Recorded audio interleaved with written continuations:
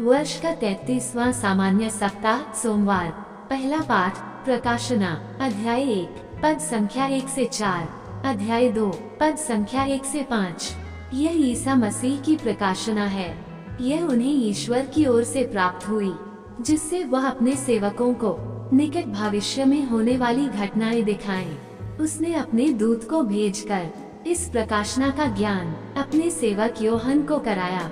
योहन अनुप्रमाणित करता है कि उसने जो कुछ देखा वो ईश्वर का वचन और ईसा मसीह का साक्ष्य है। धन्य है वह जो यह भविष्यवाणी पढ़कर सुनाता है, और धन्य है वे जो इसके शब्द सुनते हैं और इसमें लिखी हुई बातों का ध्यान रखते हैं, क्योंकि वो समय निकट आ गया है। एशिया की कलीसियाओं को योहन का संदेश, जो है, जो था और जो आने वाला है, उसकी ओर से उसके सिंहासन के सामने उपस्थित रहने वाले 7 आत्माओं एफिसुस की कलीसिया के स्वर्गदूत को यह लिखो, जो अपने दाहिने हाथ में 7 तारों को धारण किए है और सोने के 7 दीपाधारों के बीच घूम रहा है। उसका संदेश इस प्रकार है: मैं तुम्हारे आचरण, तुम्हारे परिश्रम और धैर्य से परिचित हूँ। मैं जानता हूँ कि तुम दुष्टों को सह नहीं सकते, जो अपने को प्रेरित कहते हैं किंतु है नहीं। तुमने उनकी परीक्षा ली है और उन्हें झूठा पाया है। तुम्हारे पास धैर्य है, तुमने मेरे नाम के कारण कष्ट सहा है और हार नहीं मानी। किंतु मुझे तुमसे शिकायत यह है कि तुमने अपना पहला धर्मोत्साह छोड़ दिया है। इस पर विचार करो कि तुम कितने ऊंचे स्थान से गिरे हो। पश्चाताप करो और पहले जैसा आचरण करो, नहीं तो मैं तुम्हारे पास आकर तुम्हारा दीपाधार उसके स्थान पर से हटा दूंगा। सुसमाचार लूकस अध्याय 18 पद संख्या 35 से 43।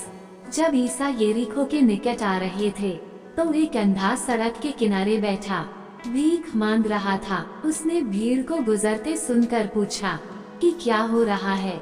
लोगों ने उसे बताया कि ईसा नाजरी इधर से आ रहे हैं। इस पर वह यह कहते हुए पुकार उठा, ईसा दाऊद के पुत्र, मुझ पर दया कीजिए। आगे चलने वाले उसे चुप करने के लिए डांटते थे, किंतु वह और भी जोर से पुकारता रहा, दाऊद के पुत्र, मुझ पर दया कीजिए। ईसा ने रुककर उसे पास ले आने को कहा।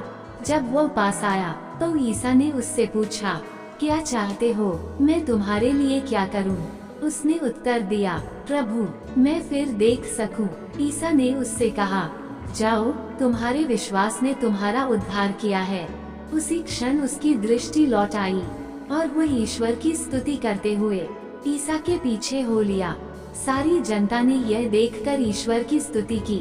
मनन चिंतन। तुम्हारा जी घबराए नहीं, ईश्वर में विश्वास करो और मुझ में भी विश्वास करो।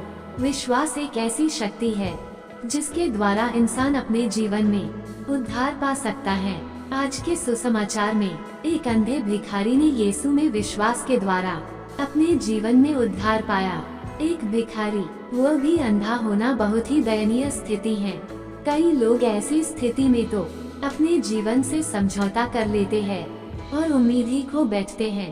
परंतु आज के सुसमाचार में जो व्यक्ति था, उसने हमें सिखाया कि हमें उम्मीद न खोते हुए किस प्रकार से प्रभु से गुहार लगाया जा सकता है और अपने जीवन में प्रभु से उद्धार पाया जा सकता है।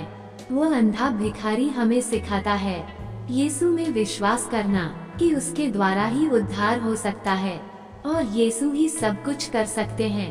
उस अंधे व्यक्ति के सामने से कई लोग गुजरे होंगे और वो उनसे सिर्फ भीख ही मांगा करता था, परंतु जब उसे पता चलता है कि यीशु वहाँ से गुजर रहे हैं तो वह यीशु से भीख नहीं, धन नहीं, परंतु वह मांगता है जिसके लिए वह इंतजार में था। उसे मालूम था कि बाकी लोग उस धन या सामान दे सकते हैं, परंतु वह नहीं दे सकते जो यीशु दे सकता है। इसलिए उसने यीशु से वह मांगा जिसके लिए वह तड़प रहा था, जिसका उसे बहुत इंतजार था। वह अंधा हमें यह भी सिखाता है कि लोगों की परवाह किए बगैर हम यीशु को पुकारना चाहिए। उसे जब मालूम पड़ा कि यीशु वहाँ से गुजर रहे हैं और उसके पास यह आखिरी मौका है, वह यह मौका नहीं गंवाना चाहता था। उसे पूरा विश्वास था कि केवल यीशु ही उसे चंगा कर सकते हैं और कोई नहीं। इसलिए वह जोर से यीशु को पुकारता है। आगे चलने वाले लोग उसे चुप रहने को कहते हैं, परंतु वह और भी जोर से पुकारता है।